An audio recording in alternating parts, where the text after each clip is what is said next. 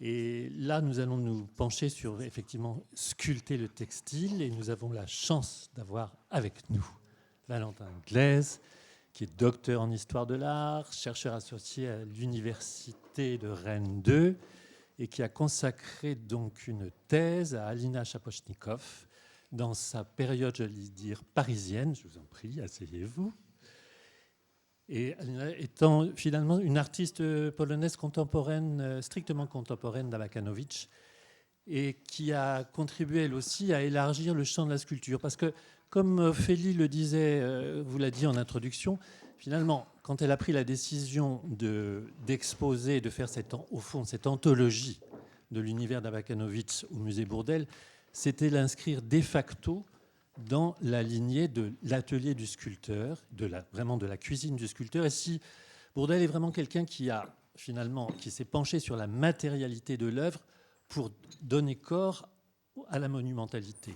Et là, on est vraiment dans un lien, je dirais, direct avec Abakanowicz, parce que je crois que l'art d'Abakanowicz, ça n'est finalement l'imagination créatrice chez Abakanowicz ne tient pas à une reproduction, mais à je dirais, une force suggestive de la matérialité.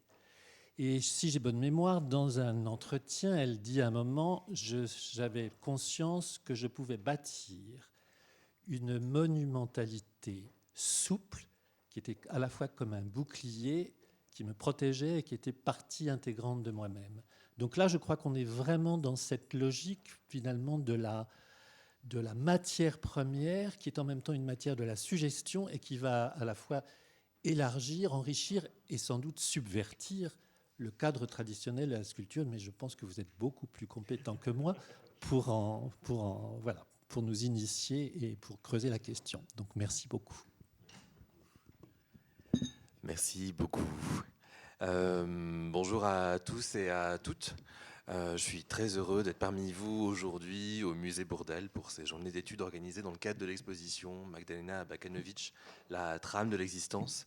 Et je souhaiterais tout d'abord remercier les organisatrices de cet événement, Natalia Barbarska et Lily Davnas, pour avoir retenu cette proposition de communication au sujet d'une compatriote et consoeur d'Abakanowicz, la sculptrice polonaise Alina Shapochnikov.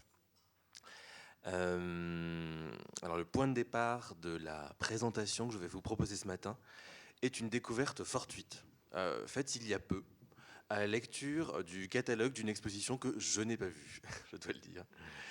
Let Them Weave, Contemporary Polish Soon Sculpture, que l'on pourrait traduire par Laissez-les tisser, sculpture polonaise cousue, était organisée par deux commissaires, Leszek Golek et Stanisław Małecki, pour le compte du Centre de sculpture polonaise de la ville de Wronsko, dans le centre-est de la Pologne. Accueilli à Venise en 2022, au moment de la Biennale d'art, et cofinancé par le ministère de la Culture et du Patrimoine national de la République de Pologne, la manifestation regroupait une trentaine d'œuvres réalisées par autant d'artistes, polonais et polonaises, pour la plupart vivants et vivantes. En cohérence avec la ligne défendue par Cecilia Alemani, la commissaire générale de cette édition-là de la Biennale de Venise en 2022, un nombre très significatif des artistes exposés, pour ne pas dire presque la totalité en l'occurrence, étaient des femmes.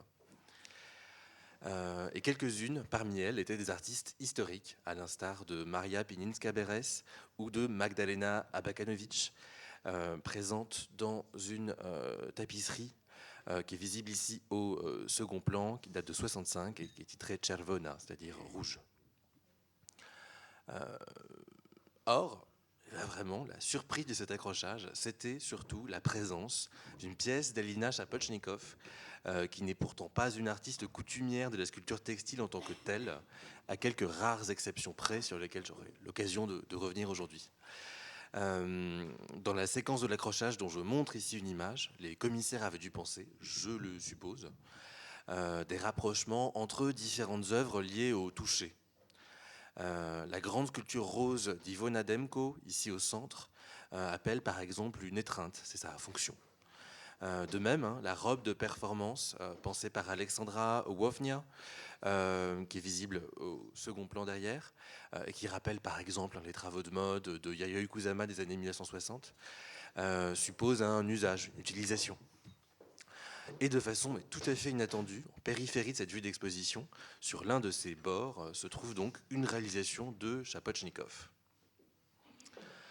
Alors, cette veste, pour Magdalena Fangor, est réalisée au début des années 1960. Elle figure dans les collections du Musée d'Art moderne de Varsovie, qui en a fait l'acquisition récemment, en 2021. Le catalogue de l'exposition vénitienne précise en outre que, je cite, « L'artiste s'est confectionné une veste colorée en utilisant le tissage d'un tapis. Elle l'a portée en de multiples occasions et, voyant à quel point Magdalena Fangor l'aimait, elle en a fabriqué une autre, identique, et la lui a offerte. » Fin de citation. Et voici peu ou prou l'ensemble des informations dont nous disposons sur cet objet, c'est-à-dire vraiment pas grand-chose. Nous n'en savons pas beaucoup plus sur Magdalena Fangor, en tout cas pour ce qui me concerne, qui est née en 1930 et qui, elle, est toujours vivante, à la différence de Chapochnikov, qui est décédé en 1973. Fangor est une peintre autodidacte. Nous savons qu'elle est autrice d'une facture de peintre, d'une peinture de facture plutôt réaliste, plutôt joyeuse, faite de motifs animaliers, végétaux, dans un registre volontiers fantastique, ou empreint de réalisme magique, disons, tel qu'on peut le voir ici, au premier plan sur cette image d'archive. La vie de Magdalena Fangor nous est un peu mieux connue à partir de 1961, au moment où son itinéraire croise celui du peintre polonais Wojciech Fangor, qu'elle épouse en 1965, et dont la production est visible au second plan sur l'image. C'est lui ici qui pose avec elle. Ils vivent ensemble en région parisienne, à Montrouge, entre 1962 et 1964, où est réalisée cette image d'archive que je vous montre, issue du fonds d'archives de Fangor au Musée d'Art moderne de Varsovie. Le couple fréquente, pendant cette vie à Paris, la communauté polonaise immigrée, particulièrement vivante à cette période. Et Wojciech Fangor bénéficie par exemple d'une exposition personnelle à la Galerie Lambert. Galerie Lambert qui, comme son nom ne l'indique pas du tout, est un haut lieu de la culture polonaise en dehors de Pologne à cette période, pendant la guerre froide, en lien avec la librairie Libella, attenante, qui est animée par les mêmes propriétaires. Et parmi les Polonais immigrés fréquentés par le couple Fangor, comme en témoigne le livre d'or de l'exposition à la Galerie Lambert, on trouve un autre couple formé par Alina Chapochnikov et l'artiste et graphiste Roman Sislevich, qui sont installés dans la capitale à l'automne 1963. Chapochnikov et Wojciech Fangor se rencontrent à Varsovie une dizaine d'années auparavant, dans le bouillonnement artistique et intellectuel que la ville connaît dans ces années-là, au moment où Chapochnikov s'y installe, après une première période parisienne à la fin des années 1940 et au tout début des années 1950. Piotr Patkowski, le fils de Magdalena Fangor, a pu me confirmer que cette superbe veste colorée datait bien de la période où sa mère vivait à Paris, c'est-à-dire entre 1962 et 1964, avant qu'elle ne s'installe avec Wojciech Fangor aux États-Unis à partir de 1966. Même après leur départ, toutefois, les Fangor restent des amis proches pour Chapochnikov. Par exemple, lorsqu'elle se rend à New York en mars 1970 pour une exposition collective et qu'elle séjourne chez eux, comme nous l'apprend par la bande le journaux intime de Louise Bourgeois de cette année-là, puisque Chapochnikov et Bourgeois se sont elles-mêmes rencontrées en Italie au plus tard en 1969. C'est un point de débat sur lequel je pourrais éventuellement revenir. Et pour être tout à fait honnête, ce qui m'a toujours frappé dans ces quelques portraits de Chapochnikov à New York, ce sont ses vêtements, son apparence. Puisqu'entre ses talons, son manteau à carreaux qui doit masquer une jupe courte, son sac à main et ses lunettes de soleil, les archives de Louise Bourgeois le confirment, là encore, on le sait. Chapochnikov et Sislevich avaient pour projet de s'installer aux États-Unis pour y faire carrière vers la fin des années 1960, le début des années 1970.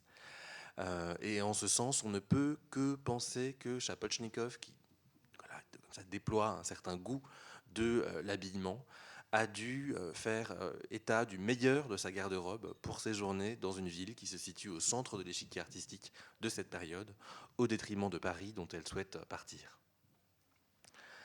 Le bien peu d'informations dont nous disposons sur cette veste pour Magdalena Fangor pensée par Chapotchnikov sur le modèle d'une pièce qu'elle avait donc conçue pour elle-même, peut nous conduire à cet endroit du vêtement, je crois. En suivant par exemple l'étonnant livre consacré à cette question par le critique anglais Charlie Porter dans What Artists Wear, ce que portent les artistes. Je cite un bref passage de l'introduction. Si l'on devait se pencher sur les vêtements que les artistes ont portés au fil des dernières décennies, que pourrions-nous apprendre sur les conditions dans lesquelles leur travail a été réalisé? Que peut nous révéler la garde-robe d'un ou d'une artiste sur son courage ou sa rébellion, ou au contraire, sur son adhésion à la culture et à l'idéologie de son époque? Fin de citation. À ce titre, et pour ne prendre qu'un seul exemple, je pense à un ensemble de portraits conservés dans les archives de Chapotchnikov qui mettent en scène l'artiste à son domicile à Malakoff en 1972. Les photographies sont prises par son mari, Roman Tislevitch. Elles s'insèrent dans un ensemble extrêmement conséquent d'images, et notamment de portraits de l'artiste, réalisés tout au long de sa carrière par des amis, des amants, des confrères, se rendant dans son atelier. Ce qui retient l'attention ici, me semble, c'est d'abord le visage de Chapotchnikov, qui s'essaie à différentes expressions, comme cela est d'usage dans le cadre de ce type de séance, en passant du rire à une attitude plus concentrée, plus séductrice peut-être. La date de ces prises de vue est importante. Cette séance de pause, en 1972, se situe dans une sorte de parenthèse entre deux événements. D'un côté, Chapotchnikov s'est vu diagnostiquer un cancer du sein en janvier 1969, qui connaît d'abord une phase de rémission. De l'autre, l'agenda tenu par Roman Tislevitch, je vous en montre ici une image, le confirme. Chapotchnikov entre à l'hôpital Paul Brousse de Villejuif dès la mi-juin 1972 pour subir une mastectomie en relation à ce cancer du sein dont elle mourra finalement en mars de l'année suivante. Une parenthèse donc entre l'annonce de la maladie et l'hospitalisation puis la mort, dans lequel se loge cette série de portraits où Chapotchnikov, je l'ai dit, traduit différentes expressions sur son visage au centre de ces images. Mais le second personnage, pour ainsi dire, de ces photographies, c'est aussi, bien sûr, le volumineux manteau que porte Chapotchnikov, manteau qui est, on le sait, un vêtement fait en fourrure de singe.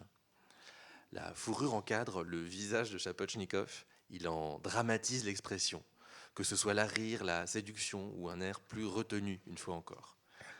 Il participe d'une forme de performance de genre, comme on le dirait maintenant, sûre d'elle-même, déterminée dans son affirmation d'une féminité franche, y compris dans ces circonstances troubles marquées par le spectre de la mort. À partir de cet objet, de ce manteau, on ne peut que penser, en tout cas c'est mon cas, par rebond, à une autre fourrure rendue célèbre par une photographie qui est celle portée par Louise Bourgeois en 1982 lors d'une séance de portraits avec Robert Mapplethorpe. L'histoire est bien connue.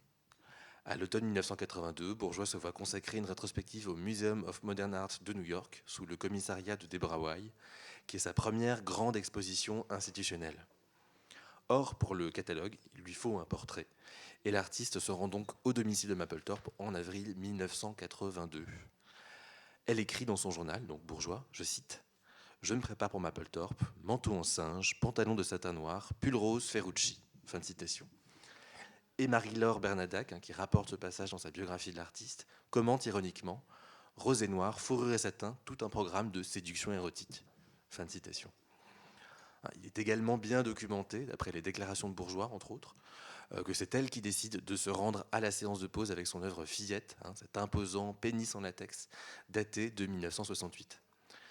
L'œuvre n'est déjà plus vraiment récente, en 1982. Elle remonte à une quinzaine d'années en arrière déjà, à cette date. Bourgeois ne l'a pas choisi dans ce but de présenter un travail en cours, un travail récent.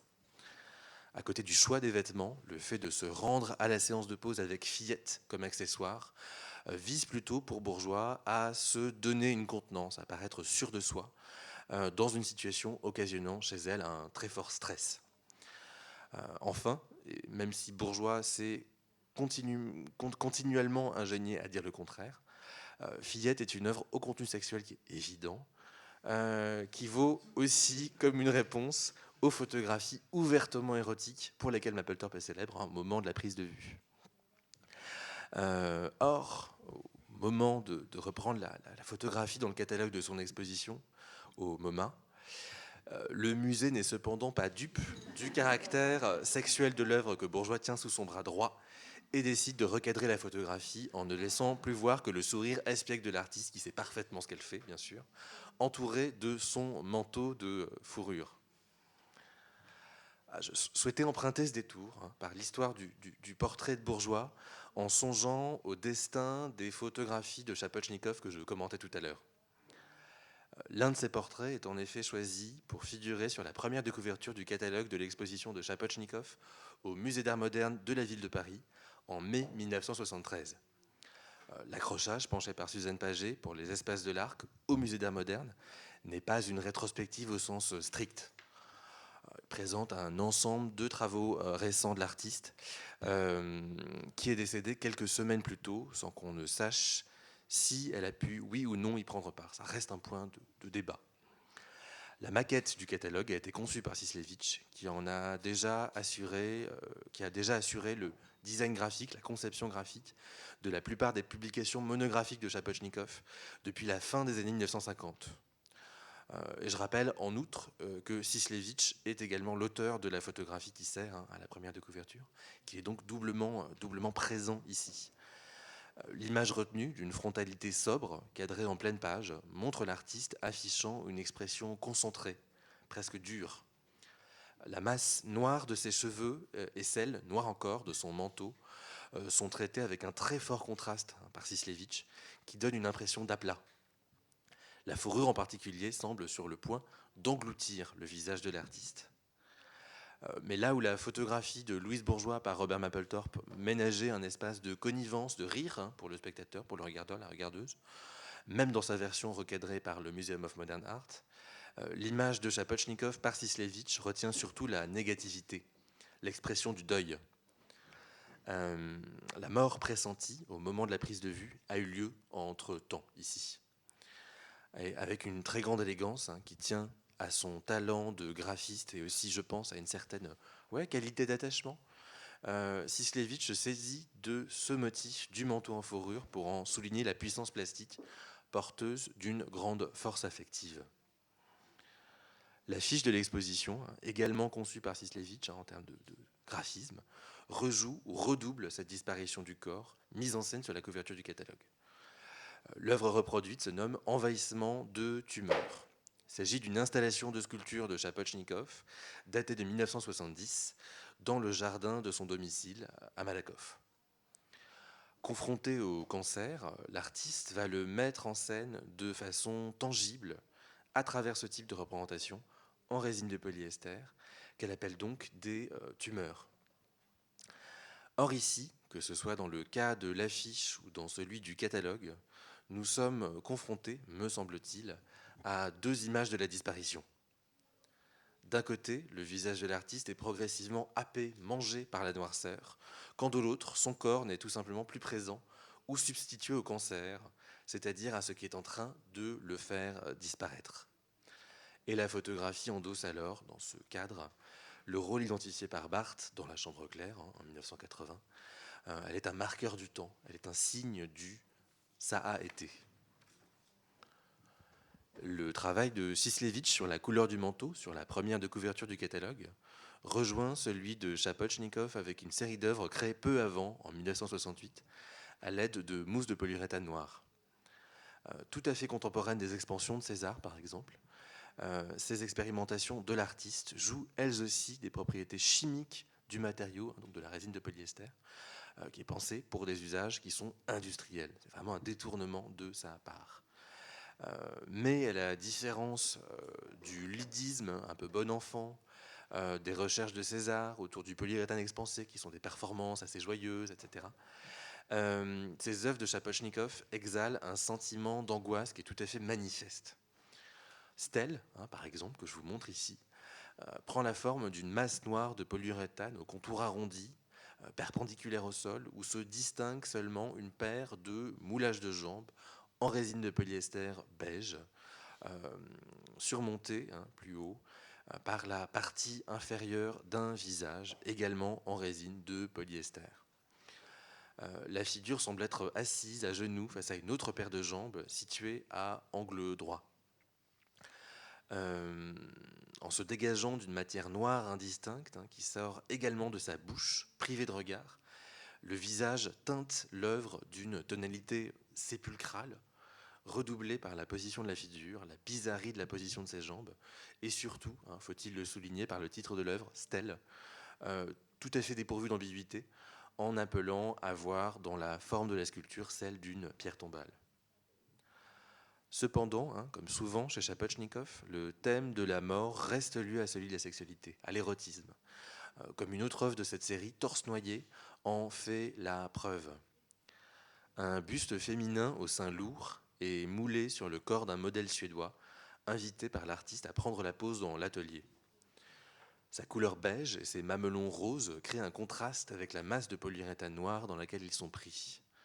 Mais il ne peut nous échapper, une fois encore, qu'il s'agit là, malgré tout, d'un corps décapité, là encore, en passe de disparaître, en passe d'être comme ça, avalé par cette masse de matière noire. Dans la série de portraits de Chapotchnikov de 1972, de même que dans le portrait de Louise Bourgeois 10 ans plus tard, le manteau en fourrure de singe noir me semble être un signe relevant de cette ambivalence entre la séduction et l'inquiétude, même si, même avant l'emploi de l'une de ces photographies par Sislevitch, qui ferait pencher définitivement la balance du côté du deuil, du côté de la mort, plutôt que du côté de la séduction. Le vêtement peut être un langage chez une artiste telle que Chapotchnikov, qui accorde un certain soin à son apparence et qui peut par ailleurs déployer un vrai goût pour la photographie, volontiers teinté de narcissisme dans son propre aveu, en nous rappelant que le genre du portrait est éminemment construit socialement. Mais la question se pose alors de savoir si ce langage constitue pour autant une forme en soi, au sens d'une expression artistique à part entière, telle que la sculpture textile, puisque c'est ce qui nous occupe aujourd'hui.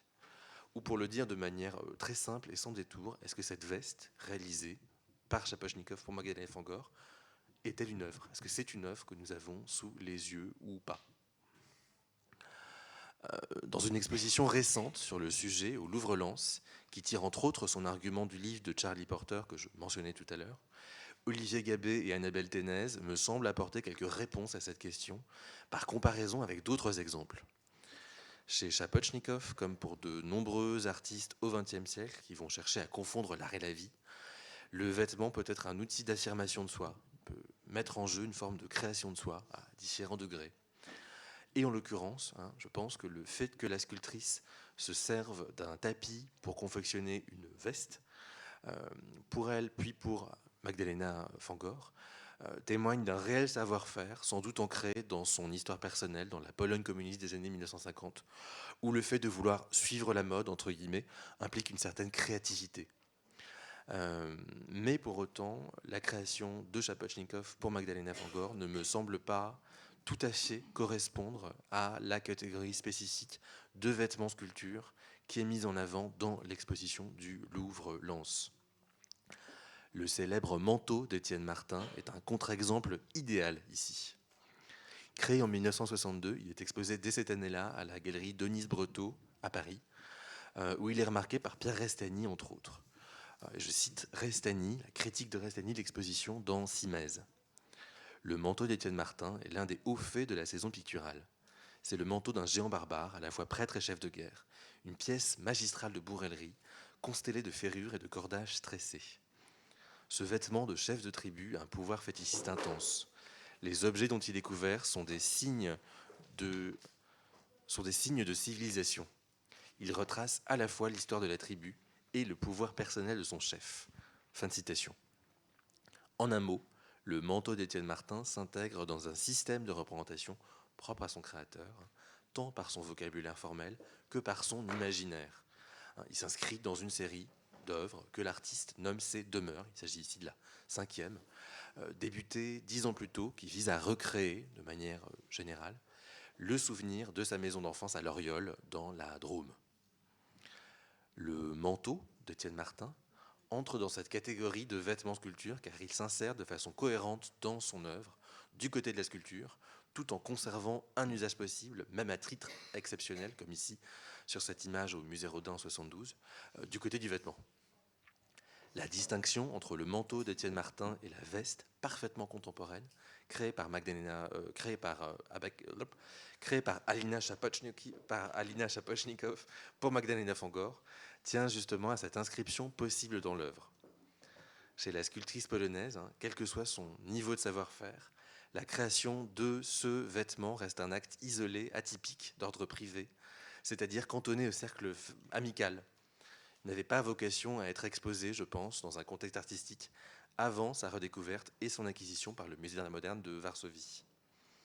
Pour autant, cela ne signifie pas que le textile serait tout à fait absent de l'œuvre de Shapochnikov, proprement dite.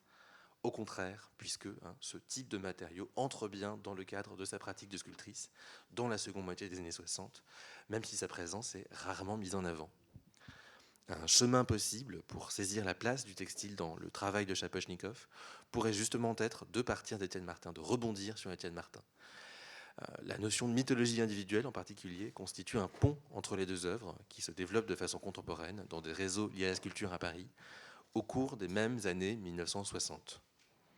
Dans sa préface au catalogue de la première rétrospective dédiée à Étienne Martin à la Kunsthalle de Berne en 1963, le commissaire, Harald Zeman, insiste à de nombreuses reprises sur la dimension dite mythique ou mythologique de la pratique du sculpteur, qui trouverait sa source dans sa propre biographie, son histoire personnelle, inlassablement codée dans des œuvres telles que Le Manteau, reproduit sur la couverture du catalogue que je vous montre ici. Puis c'est au moment du commissariat à la Documenta 5 à Cassel en 72, donc une dizaine d'années plus tard, une dizaine d'années après cette exposition d'Étienne Martin, que cette notion de mythologie individuelle acquiert une véritable ampleur lorsque Zeman utilise ce terme pour nommer une section entière de son exposition en regroupant des artistes actuels, issus de contextes au reste très hétérogènes, très divers, autour d'une même volonté de narration de soi. Mais l'exposition de Zeman en 72, mûrie au contact de l'œuvre d'Étienne Martin, on le sait, ne marque cependant que l'institutionnalisation de cette idée de mythologie individuelle qui circule déjà depuis environ 1968 sur la scène parisienne, notamment sur ce groupe informel formé par Christian Boltanski, Paul Armangette, Alette Messager ou Gina Pan, entre autres, dont Shapochnikov avec qui Shapochnikov est en contact, même si elle est un petit peu plus âgée que la plupart d'entre elles et d'entre eux. Elle a 10 à 20 ans de plus que la plupart des artistes de ce groupe, à l'exception de Paul Armangette, qui est de même génération qu'elle. Mais son amitié avec Boltanski et Messager, très amie avec Boltanski et Messager, comme ça, autour de la fin des années 60, au début des années 70, lui assure une parfaite connaissance, je pense, de l'activité de ce groupe, et notamment de son activité de réflexion. Ce document d'archives que je vous montre ici, qui doit dater de la toute fin des années 60 ou du début des années 70, c'est pas très clair, témoigne du fait qu'elle se reconnaissait au moins en partie dans la notion de mythologie individuelle, ou qu'elle avait le souci de s'inscrire dans cet élan, puisqu'elle en liste, puisqu'elle en dresse comme ça quelques tendances, quelques caractéristiques de cette tendance. L'identification de soi avec l'œuvre, je suis œuvre d'art, l'importance de la vie quotidienne qui en découle, mon artistique comme réalité de tous les jours, ou la récurrence de motifs, obsession personnelle, en sont quelques-unes de ces caractéristiques. Dans une série de prises de vue datées de 1970, dont l'auteur doit être Sislevitch, Shapochnikov pose dans le jardin de sa maison à Malakoff, au milieu de son installation, envahissement de tumeurs disposées dans l'herbe. Habillé tout de noir, l'artiste se fait photographier, couché, une jambe relevée, dans une position qui pourrait être éventuellement de séduction, si le cadre en était tout à fait différent, bien sûr. Une autre image la montre agenouillée, enlaçant une tumeur de grande dimension, quand une autre encore la donne à voir debout, tenant une tumeur à deux mains devant son visage, face à l'objectif. Ces images inédites du vivant de Shapochnikov diffèrent par leur statut des très nombreux portraits conservés de l'artiste dans ses archives, et notamment des images que je vous montrais tout à l'heure avec le manteau en fourrure noire. Ces images, cette série d'images, il s'agit d'une dizaine de prises de vue à peu près, attestent au contraire d'une réelle volonté de récit de Shapochnikov, de mise en scène de soi en relation à la sculpture et à l'expérience de la maladie. Les tumeurs de différentes dimensions produites par l'artiste à partir de l'annonce de son cancer en 1969 constituent déjà des sculptures partiellement textiles par leur recours à la gaze ainsi qu'au papier journal froissé recouvert de polyester. Mais la quête d'un véritable travail textile, un travail proprement textile, toujours en lien avec la notion de mythologie individuelle, devrait surtout être orientée, je pense, vers son utilisation du vêtement au sens d'objet ready-made cette fois. Vers 1966-1967, au moment où l'artiste adopte la résine de polyester, elle réalise par exemple une œuvre dont je vous montre ici quelques vues, Ça coule en rouge, que l'on peut lire comme un commentaire ironique, pour moi en tout cas, comme un commentaire ironique, paraféministe et pop, presque potache, sur le phénomène des menstruations, ça coule en rouge, à l'aide d'un moulage de jambes, de coton et de sous-vêtements durcis par addition de résine, qui ne sont pas sans rappeler par exemple la figuration du corps d'un Hans Bellmer par exemple, avec, ça va sans dire, une question de regard qui est tout à fait différente ici.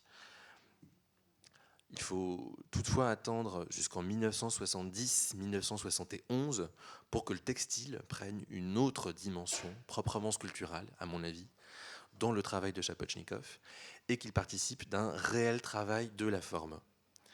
Parmi les plus beaux exemples en ce sens, le Saint en chiffon vert, la seule sculpture de l'artiste dans les collections du Musée national d'art moderne, met ainsi pleinement à profit son recours au textile pour créer un effet de drapé, proche d'un motif de vague. Peut-être est-ce... Ouais, j'ai quasiment terminé, pardon. Peut-être est-ce cependant la chemise, Requiem pour le cul, que je vous montre ici, qui livre le mieux le sens de cette série, dans laquelle prennent place ces essais tardifs de sculpture textile. On voit ici une chemise figée à la verticale dans un nouvel effet de drapé qui surplombe un moulage de fesses.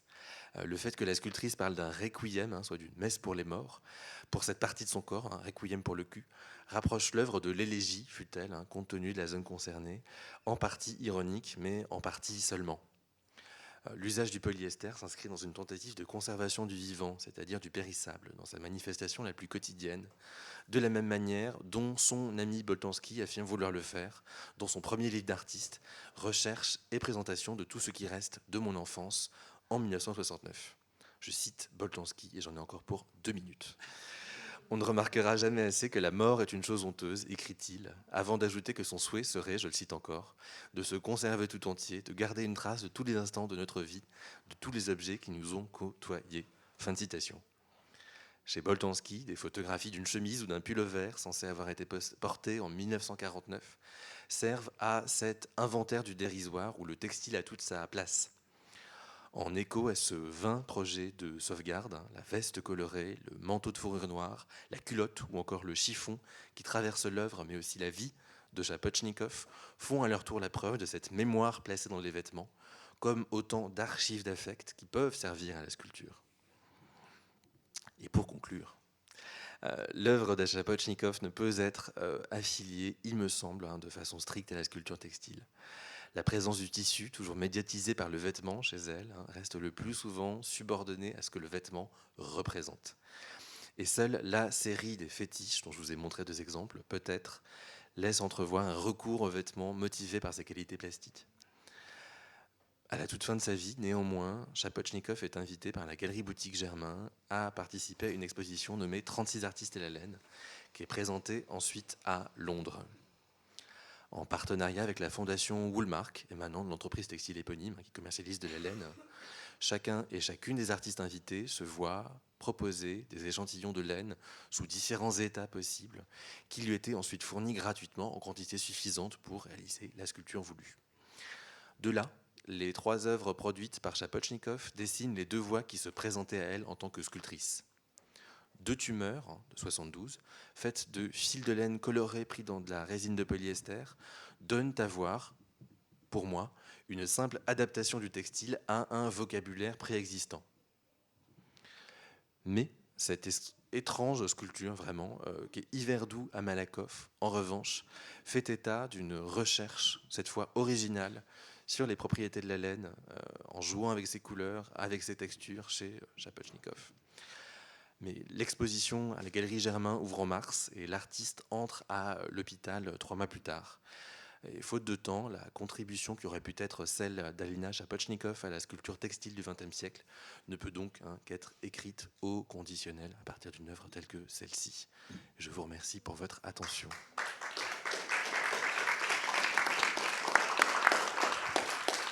Merci Valentin pour cette enquête passionnante qui, par ailleurs, tu me tends la perche là, me permet de faire tout de suite le lien avec un événement qui suivra l'exposition Magdalena Abakanowicz. Nous aurons en septembre 2026 une exposition sur le vêtement d'artistes, sur la manière dont les artistes se sont habillés à la fin du 19e siècle et au début du 20e siècle, puisque, comme tu l'as dit, c'est un sujet d'actualité. Il y a eu l'exposition du Louvre-Lens, il y a eu le livre de Charles Porter, mais il se trouve que nous y travaillons depuis plus de 3 ans au musée Bourdelle, suite à la redécouverte des vêtements d'Antoine Bourdelle, lors du déménagement notamment de ces espaces. Et ce faisant, la commissaire de l'exposition, ma co-commissaire Valérie Montalbetti, qui est responsable des sculptures au musée, a compris que ces vêtements avaient été faits et conçus par Bourdelle lui-même. Ça nous a permis de nous poser cette question de pourquoi les artistes conçoivent leurs propres vêtements ou non, qu'est-ce qu'ils disent avec, quelles sont les orientations et les catégories sociales vers lesquelles ils veulent faire signe. Enfin bref, des questions fascinantes que tu as soulevées ici. Merci, ça me permet de faire cette petite promotion pour l'année prochaine. Je donne tout de suite le micro.